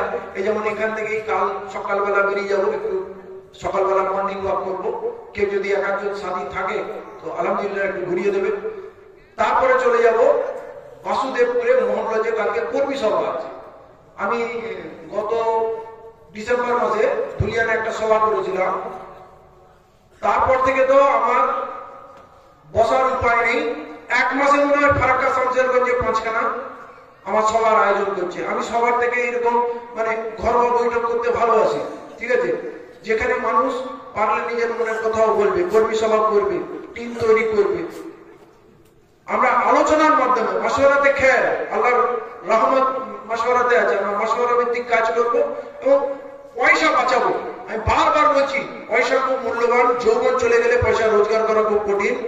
কোন জায়গায় হয়তো নষ্ট করবেন না। এই যেমন সিম্পল মাহফিল করেছেন, ঠিক আছে, তামঝাম বাজনা বেশি করবেন না, বড় র্যালি, বড় আয়োজন, বিয়ে বাড়িতেও ধুমধাম একদম না। টাকা আছে, আল্লাহ নিয়ামত আপনাকে দিয়েছে, ওটাকে বাঁচিয়ে রাখুন আর নিজের পরিবারের এবং প্রতিবেশীর কাজে লাগান। এতে ইনশাআল্লাহ অনেক এগিয়ে যাবেন। এইটা এখন আমি পুরো পশ্চিমবাংলায় এই মেসেজটা নিয়ে ছুটছি। এত গ্রামে সমাজ সেবা আমাদের চালু করতে হবে, খিদমতে খালক, বান্দার হক আদায় করতে হবে। এইটার জন্য উজাড় করে দেন কি কি করা যায়। একদিন পুরো গ্রাম পরিষ্কার করলাম, মাদ্রাসা একদিন পরিষ্কার করলাম, একদিন নদীর তলায় করলাম, কিছু গাছপালা বাড়িতে লাগান, ফুলের গাছ লাগান, মানে ক্রিয়েটিভ কিছু করুন যাদেরকে দেখলে আগে যেমন গ্রামে ঢুকলে বলতো না এটা মুসলিম পাড়া, কি নোংরা বাবা। এই ট্র্যাডিশনটাকে চেঞ্জ করতে হবে, এই মাইন্ডসেটটাকে চেঞ্জ হবে না। মুসলমানরা সুন্দর, মুসলমানদের রাস্তাঘাট সুন্দর। আল্লাহ রসুল তো প্রথম শিখিয়েছে না যে রাস্তায় যদি কোনো নোংরা জিনিস, কাঁটা, দাঁত, পাথর যদি ক্ষতিকারক জিনিস থাকে তা সাইড করে যায়। এখন নতুন একটা মাস্টার এসে স্বচ্ছ ভারত অভিযান চালাচ্ছে, সে আমাদের শেখাবে। এইটা আমাদের জন্য লজ্জা যে আমরা শেখানোর জন্য এসেছি। বাবা তোমাকেও আমরা পরিষ্কার করে দেবো ইনশাআল্লাহ, হ্যাঁ, তুমিও চিন্তা করো না। ওইটা হবে সব থেকে বড় স্বচ্ছ ভারত অভিযান। তো আলহামদুলিল্লাহ অনেক কথা হলো, এবারে আমরা কতটা করবো মানবো, কিন্তু টিম তৈরি করতে হবে। টিমে আলেমও থাকবে, যুবকরাও থাকবে এবং এই টিম যেটা হবে তাতে আপনার ওই ডন ভাইকেও দাওয়াত দেবেন যে ভাই আমি তো একদিন মরবো, তুইও তো মরবি, তো গ্রামের বাস্তে তুই তো গ্রামের ডন, তো গ্রামের ভালো কাজে তুই থাকবি না, কিছু নেকিও কামা, কিছু ভালো কাজেও থাক, হাত ধরে আনবেন, ভয় পাবেন না। দেখুন আল্লাহ রসুলের কথা যে কোনো মানুষের মনকে মন করে দেবে। অতি হিংস্র মানুষ নরম হয়ে যেতে পারে। আমরা একসঙ্গে তো গ্রামে বড় হয়েছি, খেলাধুলা করেছি, এখন তুই নাহলে ডন হয়েছিস, ঠিক আছে, কিন্তু আমাদের তো একসঙ্গে বড় হয়েছি। যার সঙ্গে যার সম্পর্ক আছে সে তাকে ধরবে, এই চল গ্রামের ব্যাপারে কিছু কথা আছে। মানুষের মন পাল্টে যাবে, সময় পাল্টাচ্ছে। এবং এটা বলছি ভারতবর্ষের জন্য খুব খারাপ দিন আসছে, আমাদের জন্য খুব ভালো দিন আসছে। কারণ আমরা মেহনতি, আমরা ইমানদার, আল্লাহ আমাদের রিস্কের মালিক, ইজ্জতের মালিক এবং হায়াত মৌতের মালিক। অতএব পুরোপুরি আল্লাহর উপরে নির্ভর করব, আমরা পথ পেয়ে যাব। যারা আল্লাহর উপরে নির্ভর করে না তারা পথ পায় না, আমরা ইনশাআল্লাহ পথ পেয়ে যাবো। সব সময় মুমিন আল্লাহর প্রতি আশাবাদী হবে, হতাশায় থাকবে না ইনশাআল্লাহ। অনেক কথা হলো, আগামী দিনে আপনারা যদি আমার সঙ্গে যোগাযোগ আছে থাকবে, হ্যাঁ, যে কোনো প্রয়োজনে বলবেন। এবং এই বিএসএফ এর ক্যাম্প এখান থেকে তুলে ওই বর্ডারে কি করে নিয়ে যাওয়া যায় সেইটার জন্য এবারে লাগবো ইনশাআল্লাহ। আপনাদের দোয়া থাকবে, আপনাদের জীবন সুরক্ষিত থাকুক, আপনারা খুব উন্নতি করেন এবং ছেলেগুলোকে খুব পড়ালেখা শেখান, মানুষ করেন।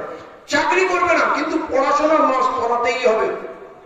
রিস্ক তো আল্লাহর হাতে আছে, যেখান থেকে পারবে সেখান থেকে দিয়ে দেবে। কিন্তু এই জন্য পড়াশোনা করবো না যে চাকরি করবো। অনেকে বলছেন আমাকে চাকরি করবো না, পড়াশোনা করে কি হবে? আরে আল্লাহ বলেছে পড়তে, পড়ো, কি হবে আল্লাহ ভালো জানে, আল্লাহ তো পড়তে বলেছে, জ্ঞান অর্জন করতে বলেছে, ওদের পড়তেই হবে। এবং মাদ্রাসাগুলোকে আমি যেটা মাদ্রাসা দিয়ে শুরু করেছিলাম, আমি যোগাযোগ করিয়ে দেবো। আধুনিক শিক্ষার এখানে প্রসারক, কারিগরি শিক্ষার প্রসারক আপনাদের অনেক জায়গা আছে। আল্লাহ আপনাদের মালে আরো আরো আরো বরকত দিয়ে দিন। আপনারা এমন মডেল, আপনারা স্কুল এমন মডেল মাদ্রাসা করেন। আর এখানে এমএস কে শুনলাম 850 বাচ্চা, দুটো মাত্র টিচার। হ্যাঁ, এইটা নিয়ে আমি সাত্তার সাহেবের সঙ্গে দেখা করবো। এটা কিসের কি আপনারা দিচ্ছেন? না আপনারা তো যত ইচ্ছা জিএসটি নিচ্ছেন, আমরা তো জিএসটি দিচ্ছি, তো ট্যাক্স দিচ্ছি, তো ভোটও দিচ্ছি। তারপরে কাজের সময় এই হাল কেন? আপনি বলছি কোন মুখ্যমন্ত্রী হোক, কোন এমএলএ হোক, এমপি হোক, তাকে থেকে আল্লাদে আটকানা হবেন না, তাকে তোয়াজ করবেন না। কারণ সে আমাদের সার্ভেন্ট, আমাদের গোলাম। ঠিক আছে, তাকে ভোট দিয়ে ক্ষমতায় বসিয়েছি, এবার তার কাছে হিসাব চাইবেন, আমাদের এই কাজটা কি হলো। এরকম মজলিসে আনবেন, এনে বসিয়ে তাকে একজনকে দাঁড়িয়ে শোনাবেন, আমার এই স্কুলের এই অবস্থা, রাস্তার এই অবস্থা, এই সংস্থা, বিএসএফ ক্যাম্প তুলতে হবে, তাকে শোনাবেন। তার সব সময় খাতির করার দায়িত্ব আমার। আর মেহমান এসছে, মেহমান নামাজি হবে, চা পানি হবে, নাস্তা পানি হবে, কিন্তু আসল কথাটা কিন্তু স্পষ্ট ভাবে শোনাতে হবে। ভাই, এগুলো কিন্তু আমাদের সমস্যা মিটাতে হবে। ইনশাআল্লাহ আপনারা ঐক্যবদ্ধ হলে তখন দেখবেন ওই মিনিস্টার, মুখ্যমন্ত্রী সব সোজা হয়ে যাবে। আল্লাহর থেকে বড় কেউ নেই, আমাদের একমাত্র ভরসা আল্লাহ। আর ইনশাআল্লাহ আল্লাহর মদদ আমাদের সঙ্গে থাকবে। এই বলে আমার আজকের এই পরামর্শ, এটা বক্তব্য বলবো না, আমার যা পরামর্শ আছে সেইটুকু আপনাদের সামনে রাখলাম। আপনারা আমার জন্য দোয়া করুন, যাতে আমরা সবাই একসঙ্গে আল্লাহর রহমত হাসিল করতে পারি, আর কামিয়াবি রাস্তা যেন আল্লাহ আমাদের সহজ পথ যেন দেখিয়ে দিতে পারে। আসসালামু আলাইকুম ওয়া রাহমাতুল্লাহি। জাযাকাল্লাহু খায়রান জাযা। ভাই ইমতিয়াজুল্লাহ সাহেব আপনাদের কাছে খুব সুন্দর আলোচনা রেখেছেন এবং আমাদের বাস্তব জীবনে তো খুব দরকার, বুঝতেই পারছেন। তো যাক, আল্লাহ পাক যদি আবার কোনদিন হায়াতে তৌফিক দেন, ইনশাআল্লাহ আপনাদের খিদমতে আবার কোনদিন চেষ্টা করব, তাকে আবার এই আলোচনার জন্য। অনেক রাত হয়ে গেছে, বুঝতে পারছেন, বিশেষ কারণে। তো যাক, আমরা আর বসে যান এবার আপনার